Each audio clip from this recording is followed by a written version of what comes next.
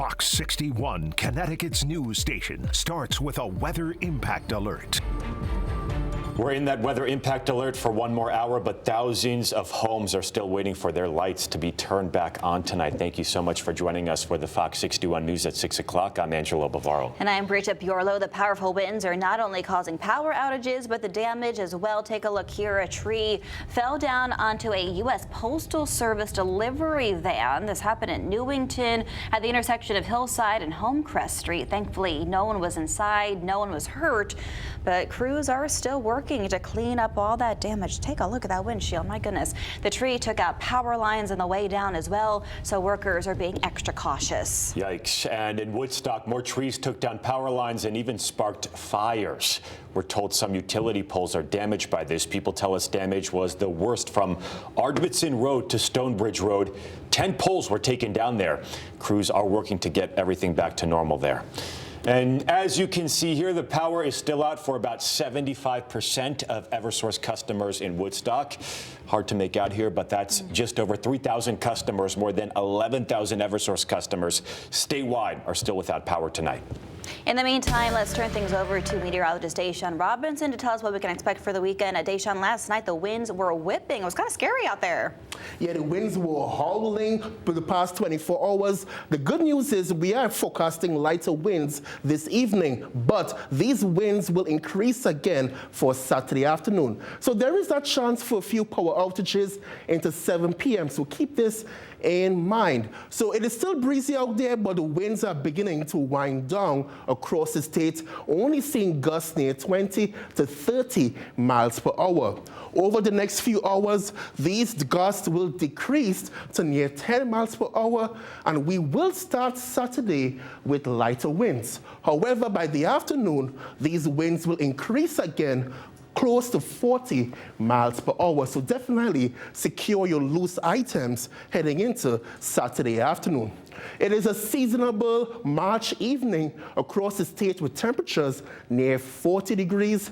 And as you head out there, keep in mind with the wind, it's going to feel like temperatures close to 30 degrees. So definitely bundle up as you head out there. Mostly clear skies overhead. We have that high pressure, which will keep our weather rather quiet. Coming up, I'll let you know how the remainder of the weekend is shaping up. Back to you guys. All right, Jamel, thank you very much. Hundreds of Eversource customers woke up this morning with no power due to extreme winds that ravaged the state. Crews have been working all day to get the lights back on. Fox 61's Jamel Johnson spoke with people about how the wind and the power outages affected them. If you went outside and stood in place for just a minute, you know how hard it was to stay on your feet. That's because of winds of up to 40 miles an hour that could sweep just about anything off its feet. You know what, it honestly felt like hurricane season. That's how John LaFerrier described the winds that blew through North Windham. His family was one of hundreds that were affected by power outages. 5 a.m. this morning, there was like 3 loud booms. It could have been some of these transformers, maybe, I don't know, but power's been out since 5. It's 50 degrees inside. I got a toddler in there, 3 dogs. LaFerrier says he's lived in Connecticut all his life. He says he can't recall a time where winds were this bad. It does pick up pretty good, like going from the springtime, but like 50 miles an hour gusts, like I'm like, yeah. Dude, when the wind's going faster than you are on the back road, when you're covered by trees and everything, you're kind of like, what the heck is going on? It's been a nightmare for his family, who's had to endure no power and cold temperatures. I'm actually just really surprised that it's not been fixed yet. It's kind of crazy how cold it is. Across the state in Woodstock, Bolton, and Newington, fallen trees took out power lines and cars. In Bolton and Woodstock, the downed branches led to small brush fires. Even though Sheila Amder from Coventry wasn't affected by the power outages, she was still a victim of the wind. I got attacked by my garbage cans, which fell over and hit me in the head. Gosh. So, it actually hit you in the head? Yeah, the top flew off and hit me right in the head and almost knocked me over, but I'm here to tell about it. Did you put some ice on your head or anything? No, it's a very hard head. The winds also interrupted one of Amder's daily activities. I mean, I usually walk in the morning, but I wouldn't go out and walk in this. If you don't have power right now or lose power at any point, all you got to do is go online and check the Eversource website for updates. Just find your location and see what the cause of the outage in your area is, and sometimes the estimated time of restoration. In Mansfield, Jamel Johnson, Fox 61. And staying in eastern Connecticut, it looks like that part of the state saw a lot of damage. Fox 61's Kaylee Collins shows us how that wind impacted Windham. Well, people here in Windham are gearing up for another day and evening filled with gusty winds after dealing with a lot of fallen tree limbs, power lines, and outages in this area. Wind in Windham. So we got some lines across the roadways. We have trees that are tangled up in the power lines. Was forceful enough to take down several trees and power lines on Friday. A portion of Tucky Road right off of Route 14 in Windham was closed for hours due to a tree that toppled over early Friday morning, taking wires down with it. Many people spent hours inside in the dark or ran into roadblocks outside. Josh Morgan with the Connecticut Department of Transportation said they were working with utility companies to get power lines decharged as fast as possible so crews could come in and clear those roads. We had crews out last night. We have crews out today, and would expect to call more folks in tonight and over the weekend if needed. Jamie Ratliff, spokesperson for Eversource, said their crews have also been working around the clock. In a statement to Fox 61, Ratliff said in part, quote, "We're always monitoring several forecasts and had crews and resources ready to respond in advance of the high winds impacting the state. Our crews will continue working to make repairs until all customers are restored." And while crews are out working, they emphasize your role in staying safe. Obviously, those roadway incidents that in central and eastern Connecticut, where we're reporting a lot of the road closures, don't attempt to drive around or under or through the debris, the power lines that are down, just really unsafe. And of course, if you do come across any downed wires, make sure that you do not approach them. Assume that every one is a live wire. You can report it directly to your utility company and also give 911 a call as well. We'll continue to keep you updated on power restoration efforts. Reporting in Windham, Kaylee Collins, Fox 61. And to stay up to date on those power outages, just scan that QR code right there on your screen and you can download the free Fox 61 News app. An update now on the breaking news story we told you about yesterday. A married man accused of a hit and run is in police custody tonight. Police say 31-year-old Diego Mascura Garcia hit a man who was crossing at Cedar and Park Street. Police say Mascura Garcia drove away without helping the man, who was then hit by another car. That driver, we're told, stayed at the scene. The man was taken to the hospital and we're told is recovering tonight, appears to be on the mend. Mascura Garcia is out on bond. He'll appear in court later on this month. Now at 6, a Bristol man accused of trying to lure 2 young girls out of a Dollar Tree store is behind bars. Police say 66-year-old Robert Darche approached the girls ages 10 and 11 at a Dollar Tree on Farmington Avenue in Bristol back in January. Police say he offered them money, asked them to follow him. The girls ran to their parents. Detectives used surveillance video to identify Darche, who's now charged with attempted kidnapping.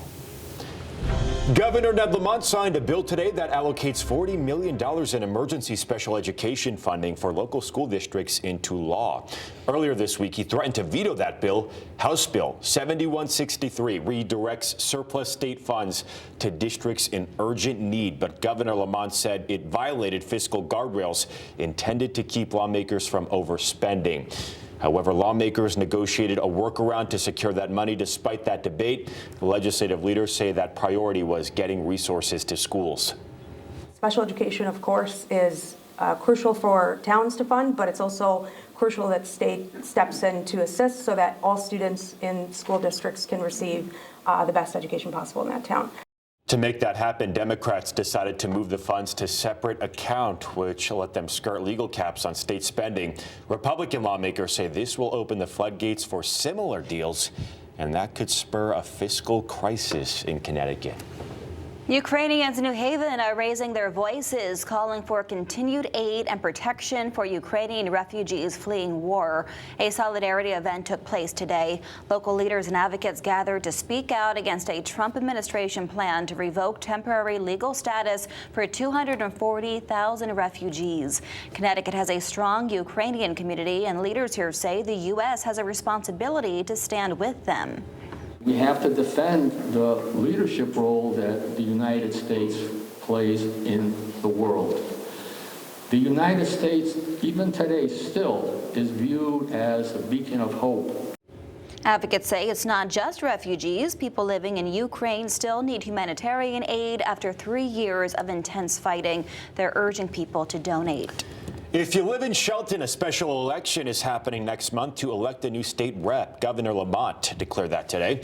It's ordered for April 22nd. Shelton residents will be asked to pick a new state rep. That's because Republican Jason Perillo, he's now a state senator, elected to that position in a special election earlier this month. He served that district for 18 years. For travelers, if you fly out of Avelo for Avelo Airlines, listen up. Changes are coming to its cancellation and change fee policy. If your flight is 60 days out, there is no fee. If your flight is within 8 days, you'll pay 25% of your ticket value. A week out, that jumps to 50% and another 25% jump the day of. And it's 15 minutes before departure. You are not allowed to make any changes. We reached out to Avelo. They say this change really boils down to revenue. A spokesperson tells us, quote, "We expect to significantly reduce costly last-minute changes while still offering customers the flexibility they appreciate about Avelo. We will also improve our ability to forecast loads, manage pricing, and grow revenue," end quote. The budget airliner also says they will roll out a loyalty program in the spring and an Avelo-branded credit card this summer. Connecticut Attorney General William Tong is taking action to stop mass firings of federal employees. He's joining a coalition of attorneys general asking a federal court to halt the layoffs and reinstate workers, saying the job cuts are hurting state resources and families. That suit argues that DOJ layoffs did not follow local regulations that govern large-scale staff reductions. Tong calls those firings lawless, needless cruelty, and says Connecticut residents are struggling as a result. And now at 6, we have a breaking news update on Gene Hackman. Investigators know what caused his and his wife's death. Investigators report Hackman died from heart disease. They also say he showed severe signs of Alzheimer's. Officials say his wife, Betsy Araqua, died from a week before she died a week before him from hantavirus, and that's a rare, serious disease that you breathe in from infected rodent droppings. Authorities discovered their bodies February the 26th. Hackman was 95 and his wife was 65. It's still unclear tonight what caused their dog's death as well.